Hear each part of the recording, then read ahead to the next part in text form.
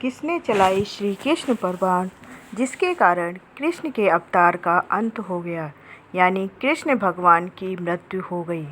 महाभारत का युद्ध खत्म हो चुका था। पांडवों ने न्याय पाया, कौरवों का अहंकार खत्म हो गया। श्री कृष्ण अपना काम पूरा कर चुके थे। अब वो द्वारका लौटकर शांति से जीवन बिता रहे थे। लेकिन समय का नियम है, जो आया है उसे जाना भी पड़ता है। भगवान भी इस नियम से बंधे हैं। एक दिन की बात है, श्री कृष्ण समुद्र के किनारे एक पेड़ के नीचे विश्राम कर रहे थे। वह पीपल का एक घना पेड़ था।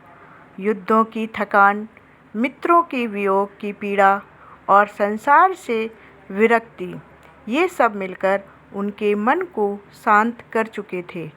उन्होंने आंखें मूंद लीं और ज़मीन पर लेट गए। उसी समय एक शिकारी जंगल में शिकार के लिए निकला था। उसका नाम था जरा।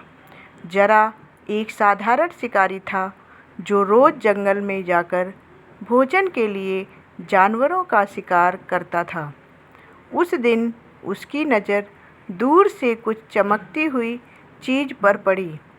पेड़ के नीचे लेटे श्री कृष्ण के पैर के तलवे सूरज की रोशनी में चमक रहे थे। जरा को दूर से लगा जैसे कोई हिरन या किसी जानवर की पीठ चमक रही हो। बिना सोचे समझे उसने अपने तरकस से एक बाण निकाला, धनुष चढ़ाया और चला दिया। सीधा बाण जाकर श्री कृष्ण के पैर में लगा। जरा जब दौड़ता हुआ अपने शिकार के पास पहुंचा, तो उसे देखकर उसके पैरों तले ज़मीन खिसक गई। उसने देखा कि जिसे वह जानवर समझकर बाण मारा था, वह कोई और नहीं बल्कि स्वयं भगवान श्री कृष्ण थे। जरा घबराकर उनके चरणों में गिर पड़ा। बोला, हे प्रभु, मुझे क्षमा कर दीजिए। मैंने अनजाने में ऐसा अपराध किया है।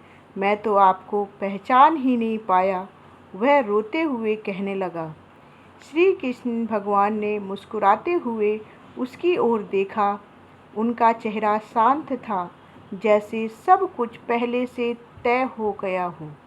वे बोले, जरा घबराओ मत, ये सब होना ही था। ये मेरी लीला है। तुम्हारे हाथों मेरा शरीर त्यागना तय था।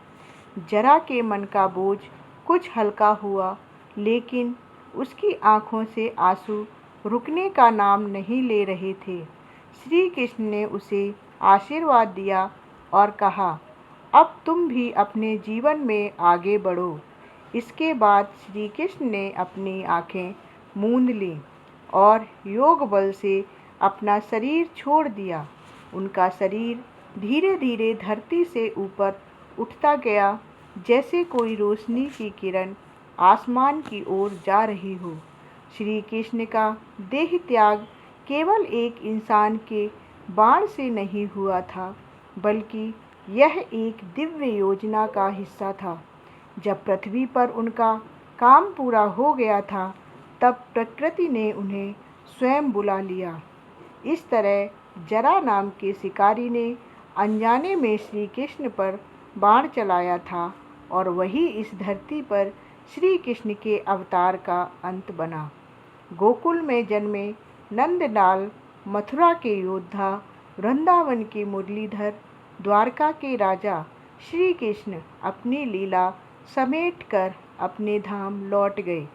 लेकिन उनकी कहानियाँ, उनका प्रेम, उनका ज्ञान आज भी लोगों के दिलों में जिंदा है।